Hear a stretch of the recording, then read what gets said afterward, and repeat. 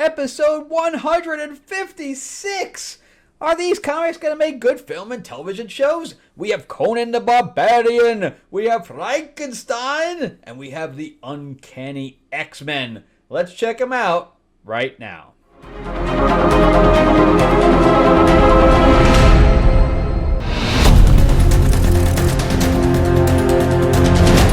Welcome back to the channel, everyone. Thank you so much for spending time with me as we rant about movies, comic books, and television shows, as well as the occasional board game. My name is Frank Zanca. I am your host. I am an award-winning screenwriter, novelist, and comic book writer, as well as a filmmaker. And yeah, look what I just got into. I am also, as you can see, a collector of hot toys from movies and television as well.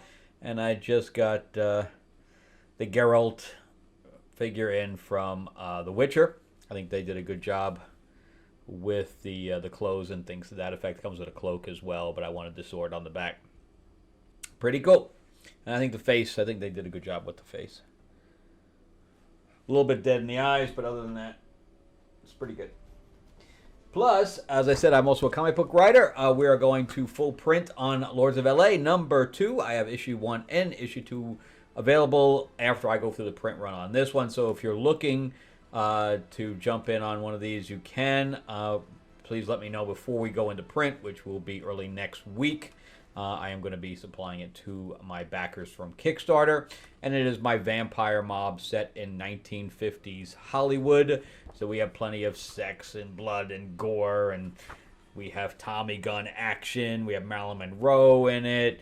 And a whole bunch of other stuff. And plenty of werewolf, and or in this case, werepanther versus vampire action. Good stuff. And also, just in time for Halloween, I had teamed up with Mark Spears, who you might know from a lot of Marvel and DC, as well as Spawn. I think he just did a Spawn cover. And yeah, he did a whole bunch of classic monster art. And we did a card game together. It's lots of fun, and it is launching on Kickstarter in October 1, which is right around the corner. So you can click on the link in the description below. It'll take you right to Kickstarter, and you can get notified about when it launches. Again, it's in the description below. All right, so let's jump into Conan the Barbarian. This is by Jim Zub. This is by Titan Comics, and they are doing a great job with this. This is number 15 already. He's been writing this for over a year. What I like about it is that he finishes the story, and then he keeps going, which a lot of writers don't know how to do. How to keep, the story going over 5 or 6 issues, and then stops and does another one, and follows the character, which is how this should go. But anyway, this one was started in the last issue, and it takes place in, I don't know why he's traveling around in the Arctic, but he is. I don't know if it's Siberia. Oh, it's like Norway, I guess, somewhere around there, because it's a lot of, I want to say Greek mythology, but it's Norse mythology. And, we have, frost giants and stuff like that, which we're going to see in this issue. But we had 2 factions fighting against one another, and Conan joined one of them.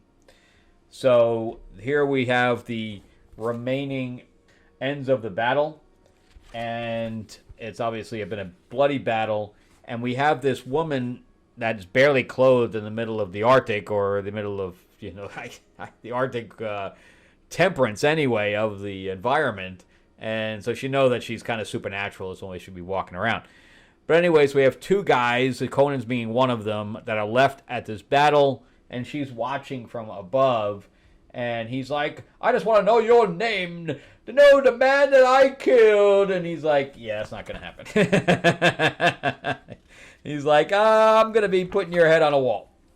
And that's pretty much what happened. See, Gods of the North, because this was basically taken by an old Robert E. Howard story of the same name. So, but he's visited by whatever this woman is, and there is nudity in here, just FYI. So if you want to skip to the next chapter, do that, because I'm going to show nudity in here. Again, it's cartoon nudity. I don't know how you feel about that. But anyway, we have this big long conversation, and she's like basically claiming him and telling him to come with her and blah, blah, blah. And he's like, take me to your village because I'm wounded, etc. And she says, well, you're going to have to chase me. And he's like, I just said I was wounded. So this thing continues. So it's almost like a filler issue to try to explain who this is. But then I guess she gets close to where I guess her home is. And her father is obviously some kind of a god and sends her brothers after him who are frost giants. So that's lots of fun. He's like, I followed a pretty woman and I get, 2 frost giants on me. He's like, isn't that the way it is? So yeah, after being wounded, he's fighting these 2 frost giants and decides that, he's just going to hit them at the knees kind of thing and knock them down, which is what happens. And she is enthralled by the fact that he's killing things, 3 times his own size. He's like, I can't believe you're besting me. I'm a frost giant and you are a lowly mortal. And he's like, I will chase you to the ends of the earth. So anyway, I guess, I don't know if they have sex or whatever. I don't know what's going on there. But anyway, she opens up whatever powers that she opens up here. And then he comes back to the real world. I don't even saw he ever left it. And there's the rest of his team. And he's like, oh, I thought you were dead. And he says, I thought you guys were dead. And he's like, oh, you... And then he describes the woman and somebody else says, yeah, I've seen her. And like, no, you were just drunk or whatever. And he ends up having a piece of her dress in his hand. So showing that it was not, a fever dream or whatever it is. So I have no idea what's going on at this point. So this one's kind of elusive to me.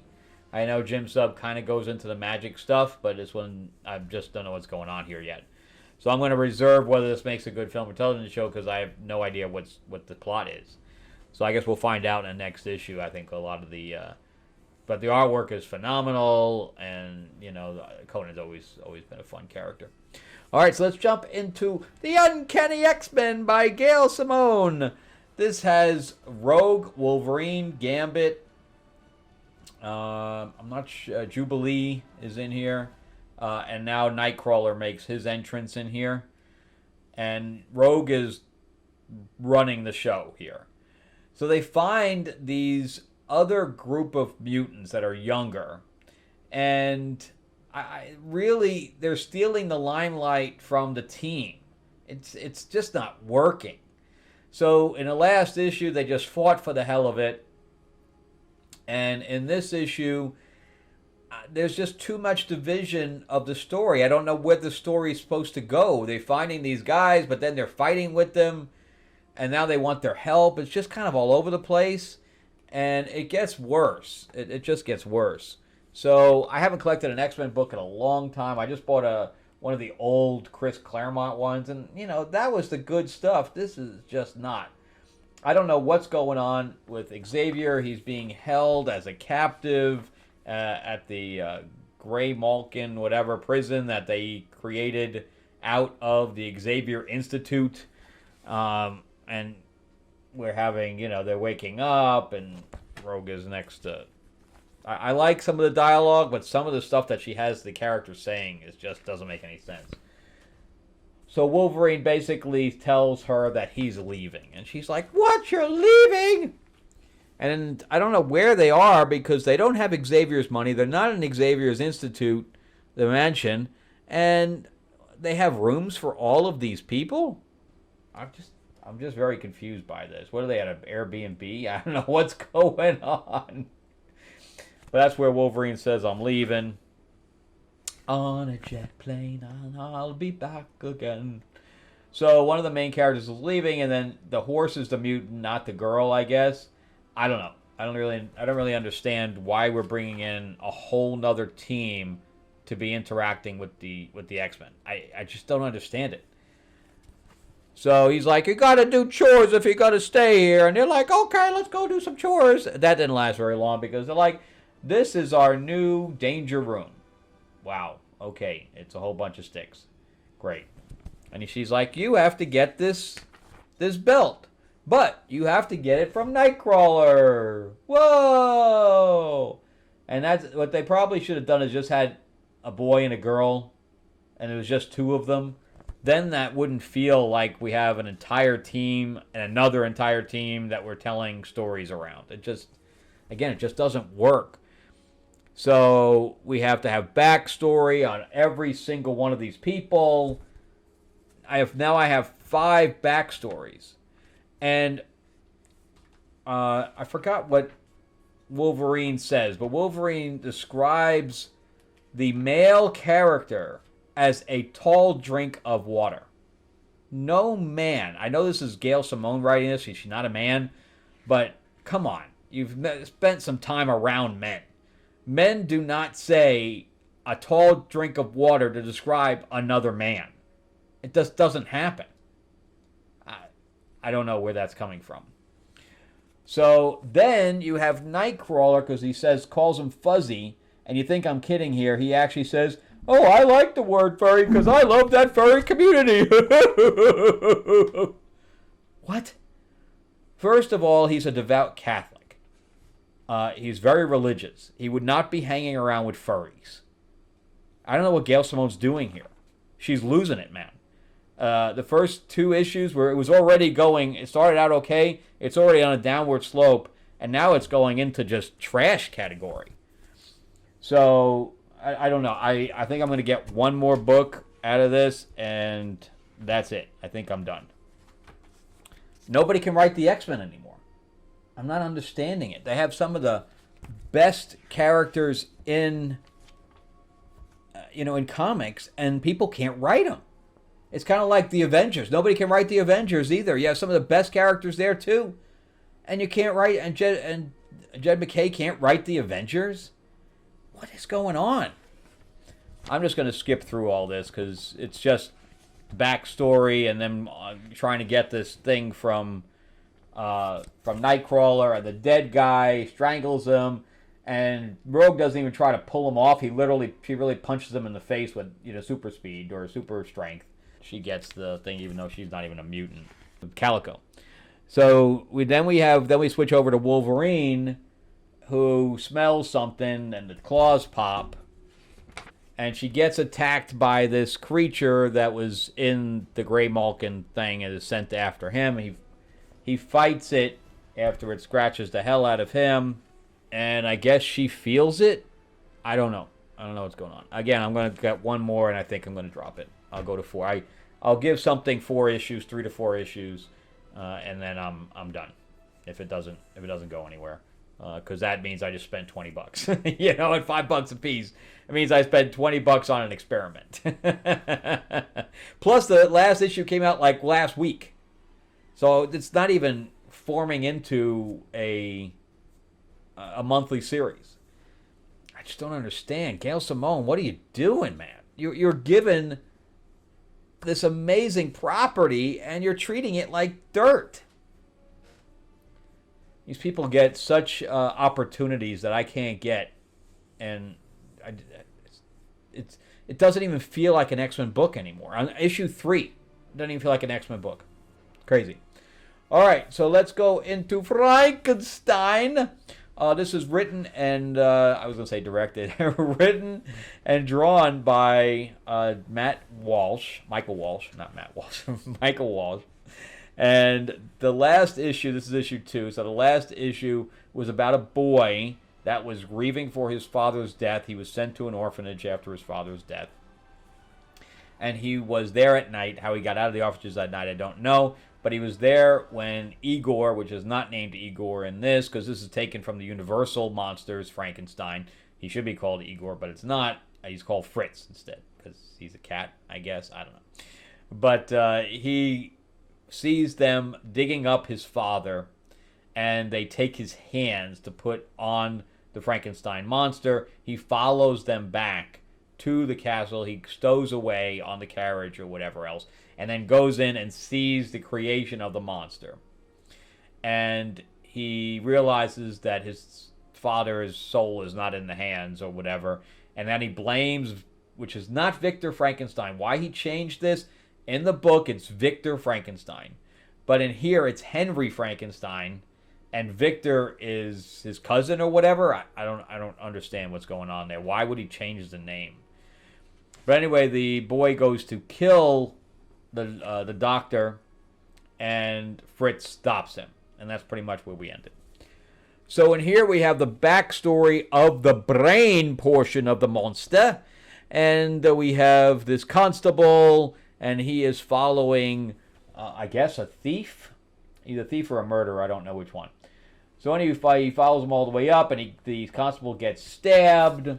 He ends up throwing the lantern at the guy, and it explodes on him, so he's on fire. And he basically jumps at the constable, knocking him out the window, and they both die on the ground. So it obviously starts out as a comedy. So anyway, now we realize that the murderer or whatever else is the brain portion of this. And it's the only brain that Fritz can get, and it's not what the doctor wanted. So he's like, it'll do. So I thought that was kind of cool. It's actually supposed to go, is it upside down? Like this. And he's basically putting the brain into the monster. And Fritz is like, oh my God, I will do any. I guess Fritz was saved by the doctor in some way, pulled off the streets, etc. And the other doctors are like, who are you? And he's like, the doctor helped me. And he's like, don't have a degree or anything else? What do you possibly... The doctor helped me, and I will do anything for the doctor. And he's like, get out of town, man. Go get a degree. So anyway, he says that the monster is an abomination, and he starts hitting it. Why we have the other characters here during all this, because in the books, they didn't even find out that he was doing any of this, but his mentor and his cousin and his fiancée are all here for whatever reason. But anyway, he finds the kid, and he throws the kid into a cell. Because he's a nice guy like that. He's like, you cannot cause any more trouble. I will be throwing you in timeout. And this timeout has the only key, and it's here in my pocket. So the kid's like, screw you. I'm going to climb down. And he falls. He's like, oh my God, that was a bad idea.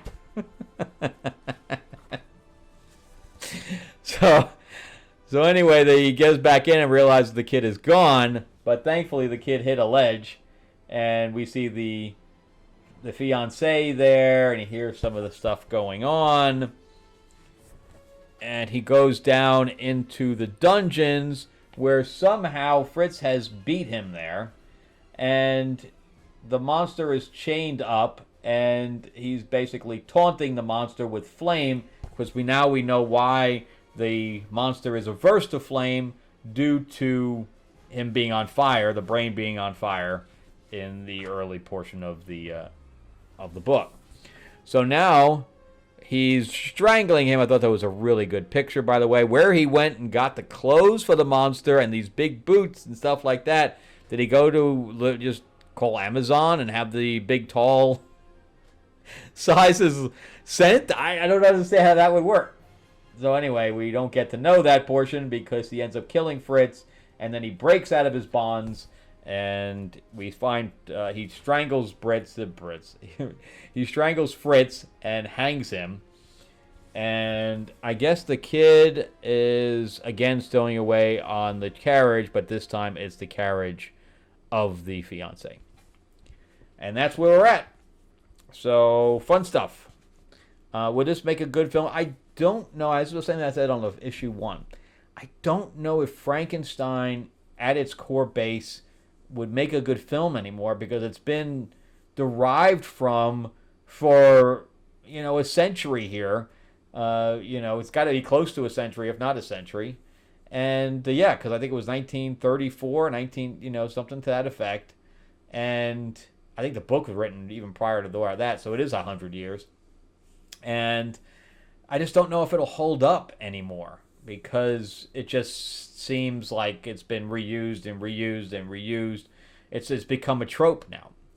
So you'd have to do something completely different with it. As a comic, it works great. As an old film, it works great. But a new, updated film, I'm not sure if that would work. I guess they tried with the guy from Harry Potter, several years back, but I don't think it worked there either. All All right, so X-Men. Gail Simone is just screwing this. Just screwing this over. And it makes me very nervous about them doing X-Men in a film, especially with Marvel's track record as of late. So, don't know. Conan, I don't know about this particular story, but Conan needs to come back into, especially with all, like, Game of Thrones happening, The Witcher happening, all this stuff. We need a new Conan film. We definitely do. The last one with Momoa was not good, and I think that we can do a really good Conan book. We really lean into some of the real fantasy and having some good fight scenes. I think it would really work. All right, that's it for me. Thank you guys so much for watching. I greatly appreciate it. Remember to give me that like, give me that thumbs up if you can. If you can, subscribe. Help me grow this channel. Ring that bell, ding, ding. And, yeah, remember, too, in the link in the description below is the link to Mythlord's Classic Monsters card game, where you can play as your favorite monster, including Dracula, Frankenstein, the creature from the deep, and the Wolfman, where you're going to create your monster army and attack different locations, including the Mummy's Tomb, the Ghost Ship, and more. We also have a expansion for Dark Oz, and it comes with figures too for STLs. We have the Frankenstein monster right here, and here, going after the Dracula one. Good stuff. Anyway, thank you again for watching, guys. Check out some other videos, and have a great week.